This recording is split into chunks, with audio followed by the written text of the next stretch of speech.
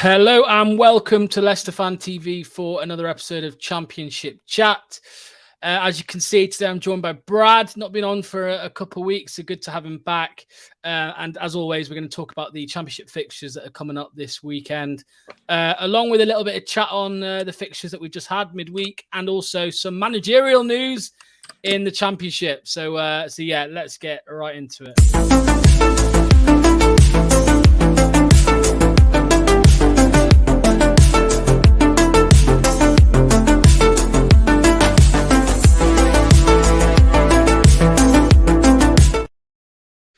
There we go. Brad, nice to have you back on the channel, mate. How have you been? Yeah, just busy. Like I say, it's great to be back. Just making a video, making a streaming on in the week. It's hard with work.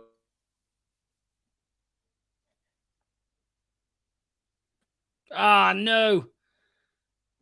Oh, are you there? Yeah, I'm here. You're back. Sorry, you cut out there, mate. Go on, say what you were saying. Sorry. Yeah, no, I was just saying with everything going on at work and everything, it's just good to be back making content in the week and on a night. So I'm looking forward to it. Like you say, there's plenty of big fixtures this weekend. Obviously, us playing on Monday, some odd reason on telly, and yeah, like a lot's happened. You know, a lot of teams up there that you might not expect. A lot of teams down there that you definitely wouldn't expect, and yeah, let's get into it. Absolutely, mate. Obviously, we'll get on to Leicester. We'll get on to Huddersfield as well soon. We haven't got our normal structure tonight because I've kind of rushed this a little bit. But just looking at the fixtures, the fixture we'll talk about first is a Leeds Watford. So I can see that one. 3 o'clock on Saturday. I remember at the start of the season, obviously, I know you're not a big fan of Leeds, of course, and I certainly am not, just because of a few individuals I've met on the YouTube scene who are very irritating. I'm only joking, Joe, if you're watching, but I think a lot of people did expect Leeds to have a slow start to the season because of the late business. You know, they didn't do much business until late on in terms of incomings, and then they lost quite a lot. They even lost Sinisterra on deadline day. They are unbeaten in the last 5 games, Brad, and they've got clean sheets in the last 3 games, but they've only won 2 games so far. Does it surprise you at all, or is it, is this what you expected? I mean, from whereabouts they are in the table, I mean, the 9th? That's kind of what I'd have thought, realistically. The tricky thing with Leeds is they've struggled years defensively.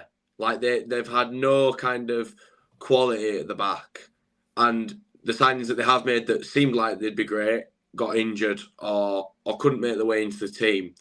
So, from my viewpoint, they've got a great attack now, and with Joe Pirro, they're certainly a team you won't want to come up against if you needed to win. It pains me to say it, but because of that attack, and if you're not defensively solid in this league, it will punish you. But like I said, it's tricky with them. They've struggled with problems for years, so it's no surprise to me that they're not in the top 6, because I knew straight away what were coming. And it happens to a lot of teams that come down. We were one of them, but we plummeted. And that'll be the case with Leeds. I don't think they're going to achieve great things this year, personally, because, like you said, they lost a lot of quality.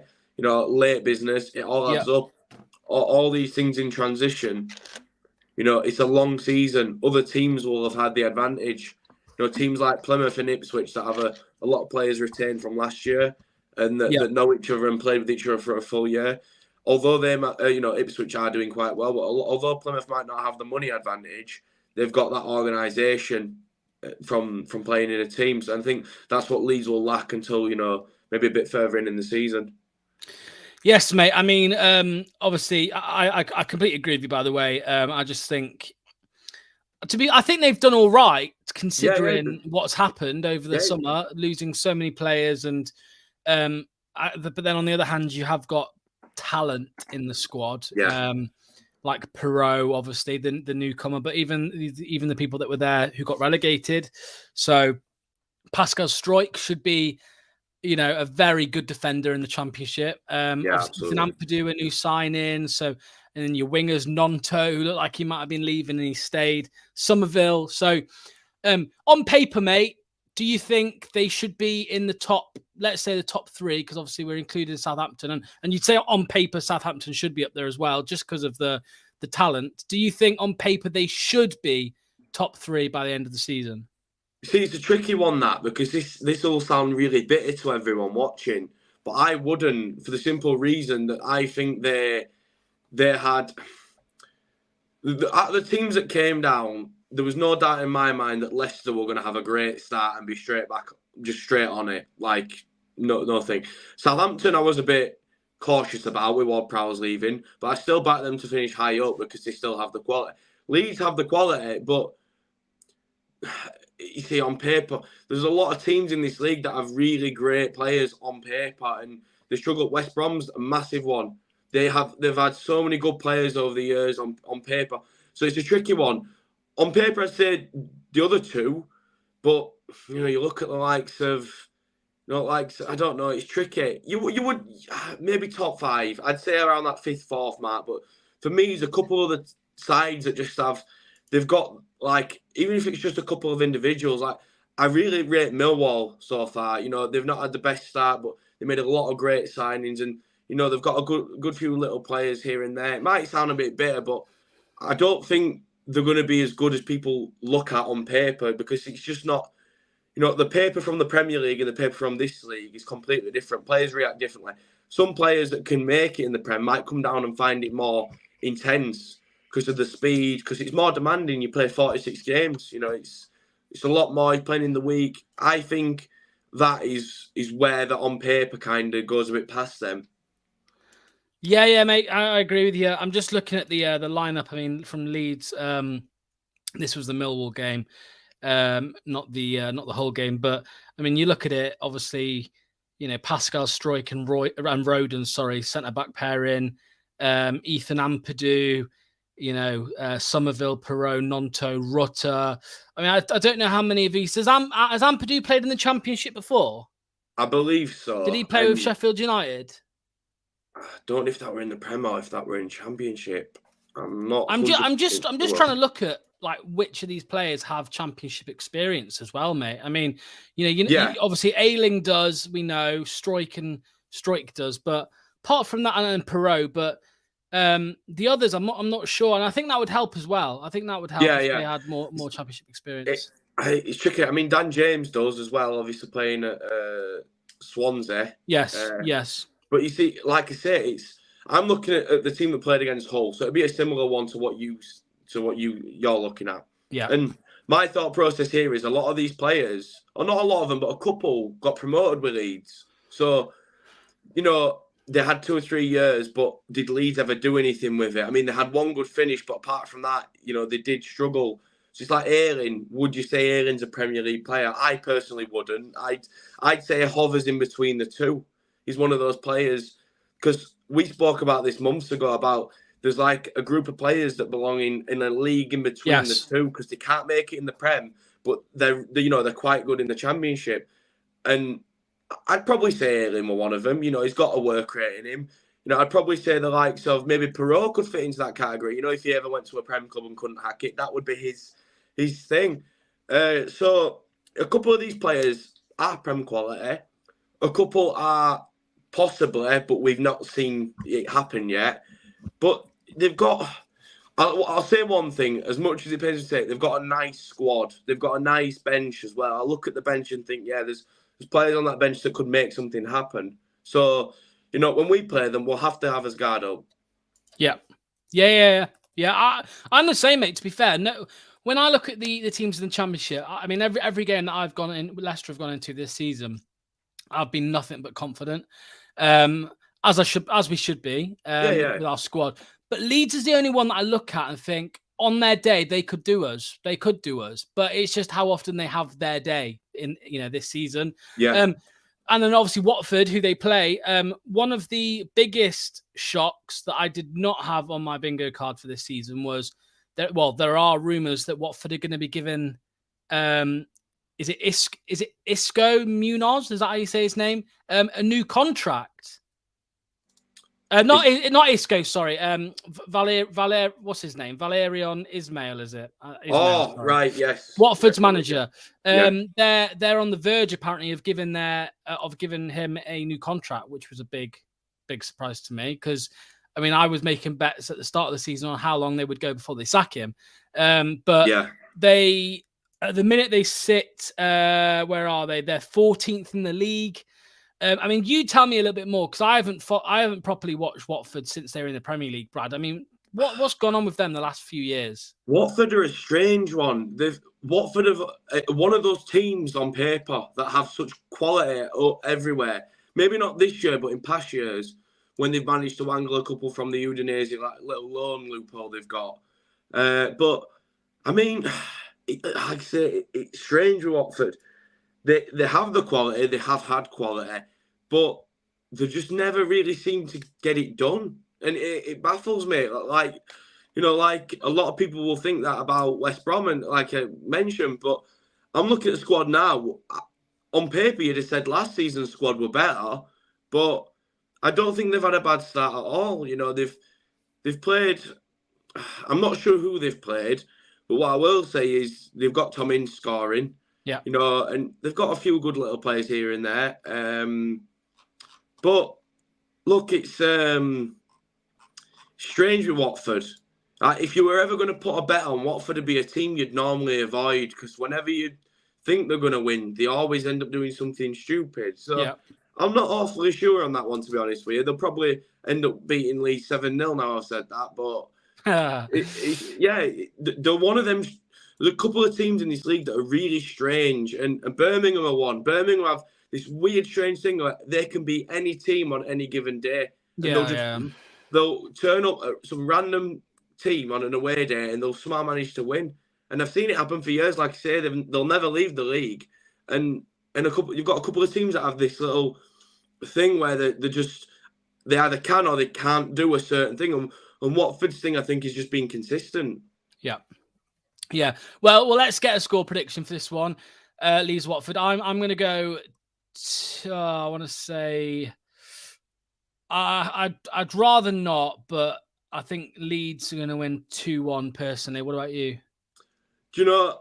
I was just thinking about what you said about the clean sheets, and it just seems to me a bit too good to be true. So I'm going to go with a 2-2 draw. Well, they're without Rodon because Rodon got a red card, yeah. Second yellow. So they are without him. So I think they might concede because I don't know who comes in. I mean, Danny's in the chat. Thanks for watching, Danny. Let me know who's going to be starting alongside Stroik in at the back four against Watford. I imagine it's going to be. I don't know. Is it Hjelde? Maybe I don't know. Let me know, Danny, what you think. But yeah, 2-1. I'm going to go, and you said 2-2, Brad. Yeah. Yeah, 2-2. Lovely stuff. Moving on to the big dogs of the championship next. Oh, I'm Ampadu centre back. Danny says so. We're speaking about Huddersfield next. Well, no, we are going to talk about someone that beat Huddersfield in Huddersfield's first home game of the season, which means that they are going to win the championship, as we know from the last 3 years. It is Leicester City. So, yeah, it's a weird one, mate. I mean, obviously, I think you, myself, obviously, Chris, or even Oscar, people who've been on this show all season, I think pretty much had Leicester top two. I mean, I think, you know, obviously Preston is stopping us from being first place at the minute, which is an interesting one. However, what do you make to the season? Obviously, it's been a couple weeks since we last spoke. Hull obviously beat us just before the international break 1-0. You know, proper smash and grab from them against us. We had to wait obviously 2 weeks to try and put it right, and we've turned around with 6 points from Southampton and Norwich, which I think is a massive statement. But yeah, what are your thoughts on Leicester so far? Well, like you just said, that was the main thing. That was the turning point, because a good team, you know, can win and, you know, draw and stay unbeaten.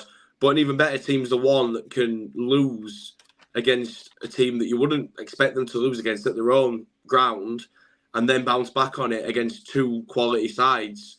So, like you say, I mean, we all knew what were coming with Leicester at the beginning of the season. I knew they were going to just steamroll straight into it and start, straight away.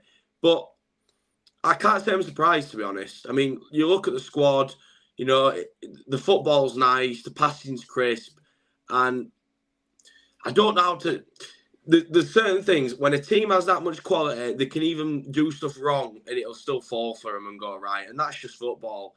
A team that has that much quality and has that much drilled into them can just turn something in a blink of an eye.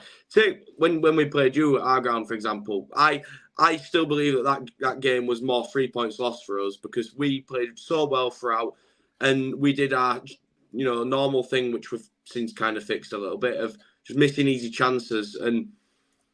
But again, a good team gets it done, and you did. And if you continue to do that, then I mean, like I say, I won't be surprised, but it'll just be Leicester and Co marching to the top of the table.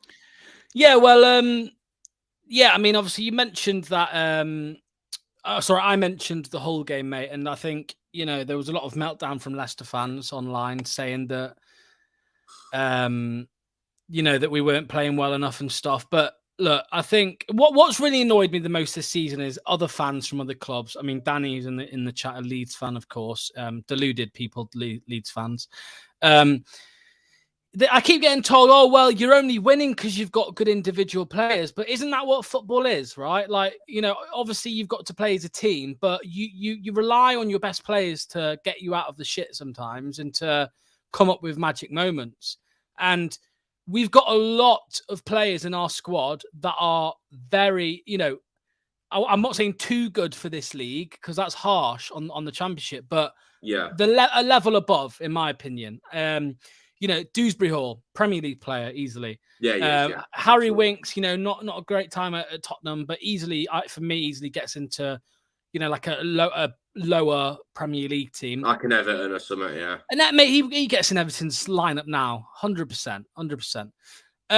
So, and Mavididi, obviously, who's had a bit of Championship experience a few years ago, went abroad and he's come back with a point to prove, really, to try and revive his career, and he's done that. And he's been one of our best players. So, Jamie Vardy, you don't need to talk about him. Obviously, everyone knows how good he is. So, look, I've been impressed. I've been a little bit surprised. I gave it the big one at the start of the season, saying Leicester are going to break the points record and all of this, and I still believe we will. But I'm still surprised that we've started so well, started as well as we have.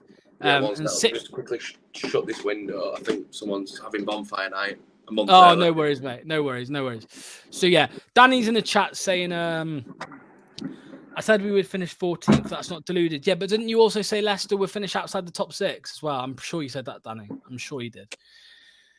The best team in the league is us. I think Danny needs his ready bread because Leicester are not finishing outside the top 6. That's a given already.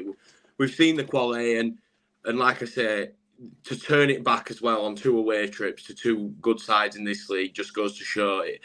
I don't think it'll be easy because nothing's ever straightforward in this league. You will have a blip. Every team does, but like I say, you bounce back. That might have been your little blip until Christmas. Who knows? I agree, mate. I agree. Okay, Danny said Leicester would be in the play. I haven't got the receipt, so I can't prove it, but I'm pretty sure he said outside the top 6. So yeah, mate, I mean, going into this game, obviously Bristol City, they're in a bit of good form, aren't they? Really, let's be honest. They're playing well at the minute. They are in 7th place. They won out of the last 5. They've won 2, drawn 2, lost 1, which is decent form for a team that didn't really invest much in the summer, and also lost Alex Scott, one of the bright players of the Championship, I suppose. Nigel Pearson, mate, I mean, a Leicester legend in his own right, really. We've got Andy King, who's a Leicester legend, just from his kind of duration he was at the club. He's played for Leicester in League One, Championship, Premier League, Champions League as well. And Matty James as well, who's a Leicester player, who used to be a Leicester player, sorry. And then there's also some backroom staff as well at Bristol City who were at Leicester. So it's a Leicester City reunion for Bristol City. It does scare me a little bit because I feel like Pearson's going to want, I've seen an interview today where he said, "Oh, I can't just ignore the fact that Leicester were a big part of my life, but we're gonna go into it trying to win the game." And it does scare me a little bit because it would be a little bit of a story, I suppose, for Nigel Pearson to rock up at the King Power and get a win. But what do you think, mate? Do you think Leicester will just have too much, or can you sense a potential shock? I've actually looked at a bit of research for this, and I looked at this earlier on in the week. Now, I don't think you'll win this one, and the reason being is Bristol have been really, really good away from home for some odd reason. They've not lost away from home yet. They drew against Preston, which is a great achievement by all means. They beat Millwall at their own ground, they beat Swansea, and they drew over at Hull. So I think it's going to be a 1-1 draw. Would I take, to be fair, mate, if you said to me in the international break, 7 points from Norwich, Southampton, and Bristol City, all day long, This is it. Out of those 3 games, you would expect us to draw against one of the other sides, but you take it how it comes. They all add up in the end, and it's one more game for you guys. That the big thing is to not lose. That's the big thing, because to lose, the heads drop, and that's where it gets chaos when you're at that end of the table. We had it. We went on a blip when we got to Wembley. We had a little bit of a blip before. We were worried that we were going to just throw it all down the drain. And that's what you just got to look out for. Yeah, no, I agree with you, mate, completely. I want to... So did you say 1-1, right? You said 1-1. Yeah. 1-1, that's fair enough. I think that's the first game this season where Brad has gone against Leicester, actually. I think he's predicted a Leicester win in every game, even when we played Huddersfield, actually. Oh, yeah. Yeah, you had to, yeah. Even more when we played us. I'm going to say 2 clean sheet last night against Norwich, who I think they're still the top scorers in the league. So that was a good result. But yeah, it's tough. I'm going to say 2-1. I think they might nick a goal, but 2-1 Leicester I'm going to go with. Just a couple of comments. Richard says 2-0 Leicester win. Craig says 3-1 win. And Gav says Leicester win. Next fixture, mate, we will jump to, let's have a look. We will go to Rotherham, Preston. I know it's not the most attractive of games, but we've got to talk about Preston. Got to talk about Preston. I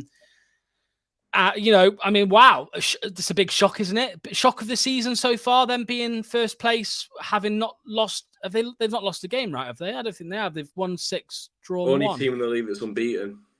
So is this a big shock? I don't think any of us had Preston in the top 6 when we did our predictions at the start of the season. One thing I will say though, before you have your say, is their XG is not very high, and I know a lot of people disagree with the XG stat, but I was reading some stuff online yesterday and about how Blackburn last season, they started quite strong, did they? Blackburn last season, and they kind of fell off as the season went on, and their XG was 18th. They were 18th in the XG table last season. And I think the point is that if you've got a low XG, you're not creating many chances or many clear-cut chances, eventually it catches up with you and it's not sustainable over a 46-game season. Yeah. Absolutely. So with Preston's being low, I don't know exactly how low it is. I think I could probably tell you now. It is...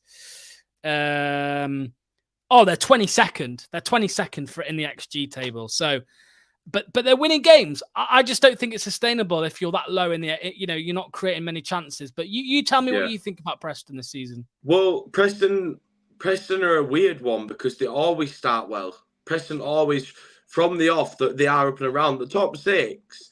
If you just said 10 games in, who do you think top 6? I would have probably backed them to be at the lower end of it. Yeah, not top, but lower end of it. But yeah, they've got a good manager. They've got a nice, all-round squad. The thing with Preston is, last year they broke a record. I think their first 5 games were all 0-0. Really? Oh, I remember that actually. Yeah, or like one game they won or something, and they were like mid-table, but it was a big talking about because they just didn't lose. And fair play, because they have something that not every team has. Is the ability to defend, because I feel like we can all score a goal on his day. Yeah. But to be able to stop everybody, from scoring for fun is more of a commodity, really. if you ever took that to the Premier League, you'd be rolling in it. You'd be finishing in 11th and stuff like that. And for a team that wants a bit of stability, that's the right way to go. Now, the chances part, I do agree with, because it always catches up to Preston. They never end up in the playoffs. They always just miss out, or 12th or 14th something. But this year might be different, because the amount of times that Brighton were up and around the playoffs and they got in and they lost and they got in and they lost and, finished 6th or 7th or whatever. And then eventually they went, You learn from it. You learn from it. Yeah, absolutely, yeah. And they've had the same coach, for, I think, about 2 or 3 years now. So, fair play to them. I mean, like you say, it's 6 wins, 1 draw. I mean, it is good. Like, I mean, who have they played? I was just going to say that, mate. So their fixtures, they drew 1-1 with Bristol City on the first day. And then since then, they've won every game. So 2-1 against Sunderland, 1-0 against Wednesday, 2-1 against Swansea, 2-0 against Stoke, 2-1 against Plymouth, 2-1 against Birmingham. So a lot of 2-1s, a lot of 1-goal fine margins. There was that one 2-0 against Stoke, but I think this is where you see the XG there. They're not thumping teams, which you can't expect them to thump teams. I'm not saying that they should be, but no. I mean, 1-goal margins, mate. Absolutely. I think the big test will be when they play you in a couple of weeks, and I think and they've got Ipswich straight after. I think those 2 games will determine what side you're going to see for the rest of the season, because they haven't played bad teams. Sunderland beating them is big. I mean, mate, listen to that. They play obviously Rotherham. They play Rotherham next, and then after that it's West Brom, Leicester, Ipswich, Millwall, Southampton, Hull, Coventry. So that is tough, mate. I mean, that's a big run. That is season, like, that could derail a season. Those absolutely, yeah. I've seen it happen to us plenty of times, and other teams where, I mean, QPR were the prime on last season. They were first for so long. I think it was when the manager went to Rangers, and then literally bottom within like a month or 2. And it's this league, man. It does things. It's 46 games, and a lot of these midweek games are all 0-0s, and like you say, smash and grabs and stuff. Yeah. And it catches up with you. Like I say, I've seen it happen for years now. And score prediction then, mate. Preston Rotherham. Yeah, I'm guessing you're still going to go for a Preston win for this one. Are they at home or away? They are away at Rotherham.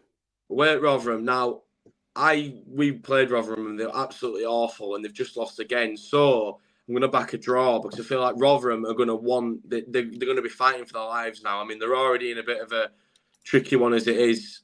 21st. 4 losses out of the last 5 with 1 win. They'll really want to change it, so I'm going to go for a 1-1 draw. Yeah, I'm going to go, I don't know, I reckon 1 more win before they start to fall apart. 1-0 Preston, I'm going to go with. Right, next up, let's go for, who are we going to go for next? Rotherham, Preston, Middlesbrough, Southampton, just because I want to talk about what I've seen some people call Bristol, Martin. I mean, mate, it's not started well for him, has it? It really hasn't. The defending is atrocious. They're struggling to create clear-cut chances at the minute as well. They're not scoring many. You know what, mate? I haven't paid much attention to Russell Martin prior to this season. Obviously, I knew he was at Swansea. And where was he before that? Was he at MK Dons? MK Dons, yeah. But I just find him so unlikable, mate. I really do. I think there's a bit of delusion that comes across him as well in his post-match. I don't like him really ever since I saw him throw Swansea under the bus on deadline day or in the end of the transfer window. I think he was doing a press conference and he was like, well, someone asked him, are you expecting a busy final few days? And he's like, yeah, because we actually signed players at Southampton, unlike Swansea. And I'm like, mate, come on. I mean, you're at Southampton who have been in the Premier League for the last however many years. It's a bit different, but anyway, it's not started well, but then it's not started great for Middlesbrough either, has it, mate? No, and the thing with what you just said there about Martin, it's one of them, because I think Swansea signed one of our former sporting directors, and they don't spend a lot at all. You know, let players go constantly, and they don't spend. So I understand his frustration. Obviously, you should conduct yourself, speaking about your former clubs, in a better way, really. I mean, obviously, maybe he didn't mean it. Yeah, maybe he didn't mean it towards Swansea and the fans. Maybe more meant towards the board. I can understand that, but even so, yeah. It's tough because obviously, I mean, you know, regardless, I mean, I know there's some Swansea fans out there that didn't really like him, but still, you know, they've lost the manager to, you know, a promising manager, Russell Martin. They've lost a promising manager, you know, over to Southampton, and then he's making comments like that. I just found it a bit shitty, really. But yeah, there's not really the time or the place, is it? I think. I get what you mean with Southampton. I'm shocked at the defending because I'm looking at it now. It looks above board to me. Looks like a top championship. Did you watch the Leicester game? Did you watch Leicester game? I didn't know. It was awful, mate. From them, yeah, it was terrible. Yeah, absolutely. Well, like I say, it's got me. Like I didn't see it coming, and I'm looking at the team they're playing with now, and like I say, it looks good. So it begs the question.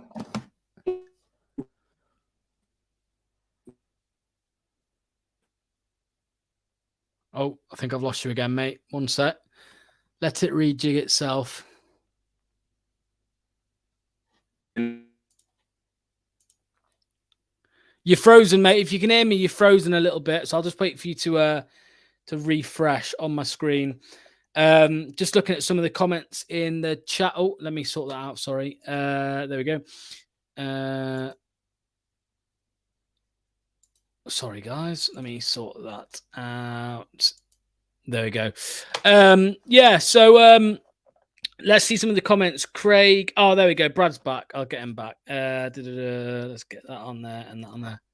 There we go, mate. Sorry about that. Yeah, I think my internet just went off. You cut out and you had a really weird like freeze of your face. So I thought I'd do you a favor and pull you out so it didn't embarrass you. Yeah, no, it's not.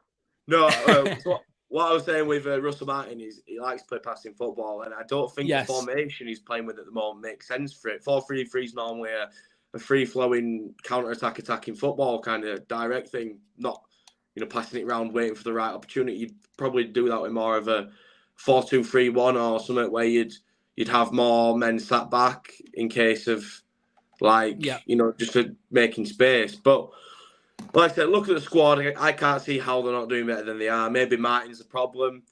In terms of Borough, I'm massively shocked. Carrick proved that he was a quality manager last year, and like I said, the bottom, like they're not even like just in the bottom three. They are bottom. They have 2 points, one against us and one against Wednesday, and they can't score. That's their problem. They just can't score for the life of them. It was against us as well.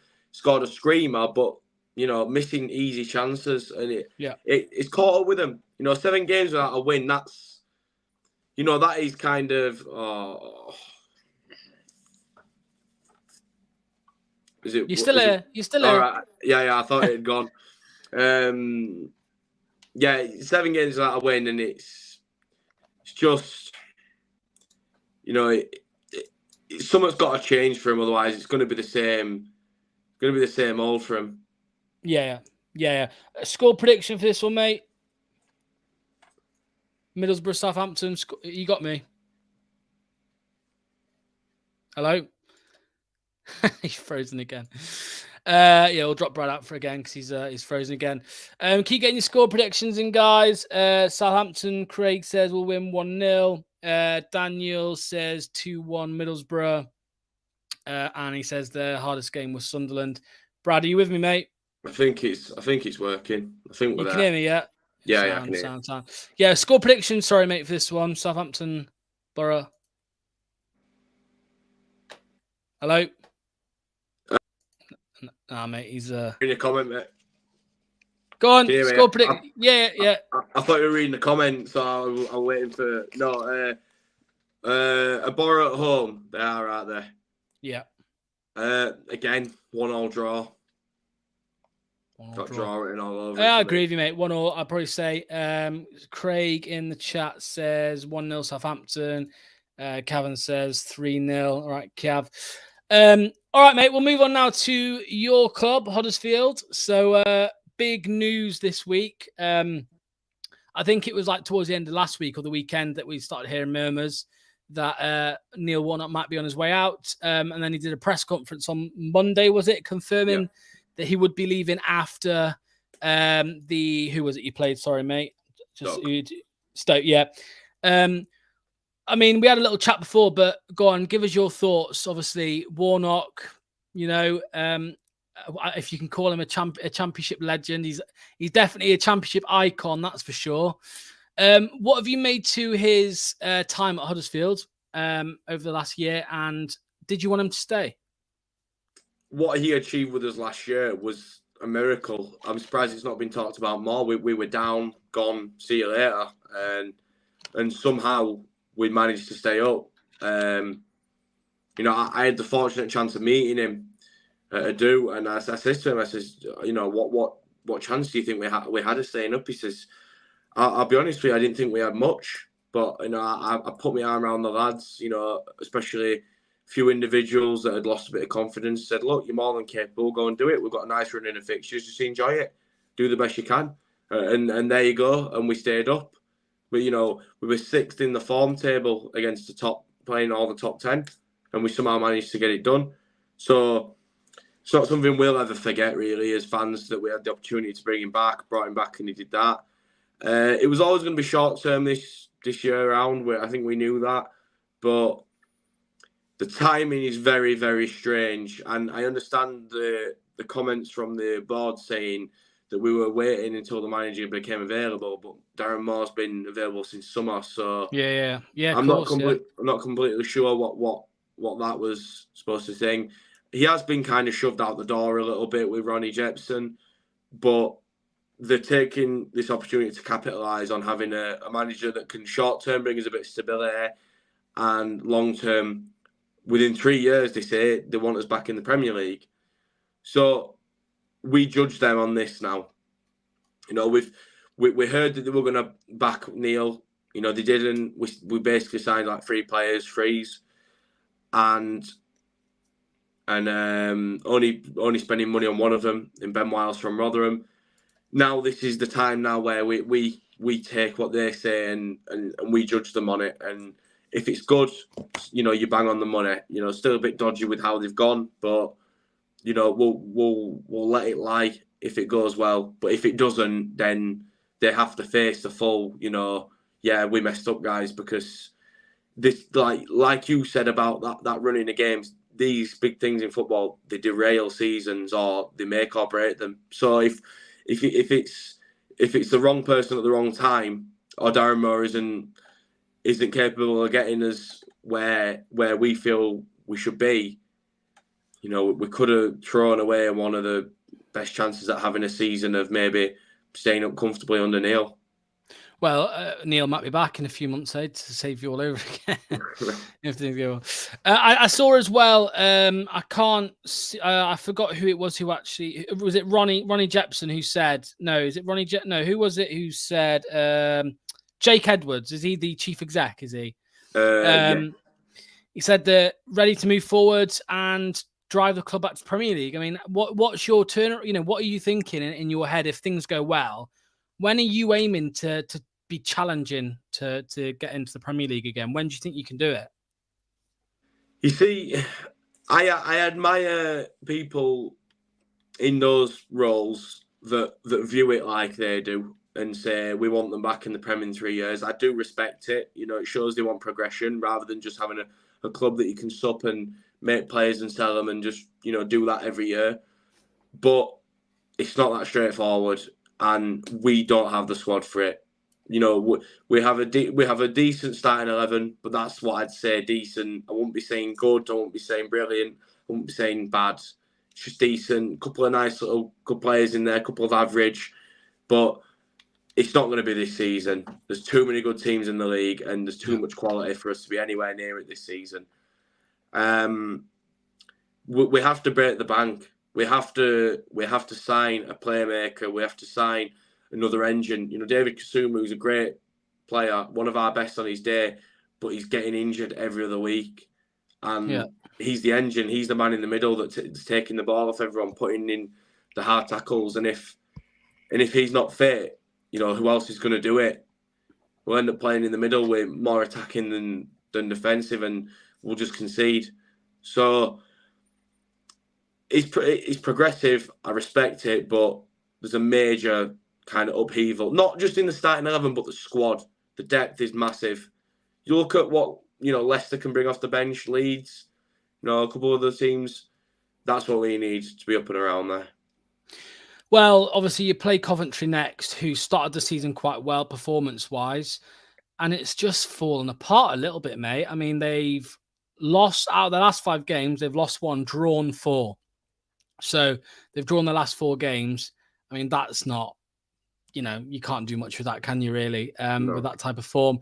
Do you see them turning it around against you, or are you confident, and do you think you'll get the win?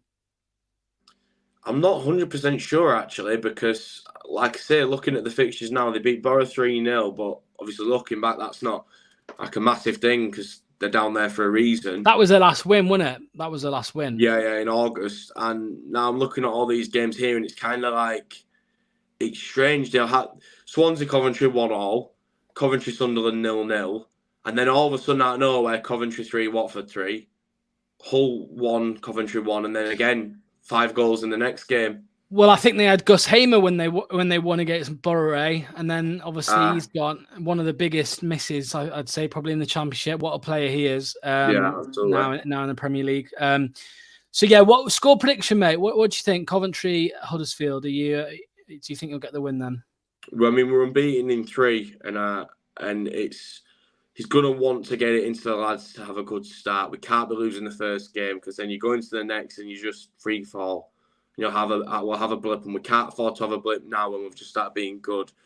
So I can't believe Matt says 1-1. 1-1. I'm going to go with. I just think it's weird. It's not your typical new manager bounce, because it's not like Warnock's. Well, he probably has been sacked officially, hasn't he? But it's ended on good terms, you would say. But I think you will get like a new manager bounce.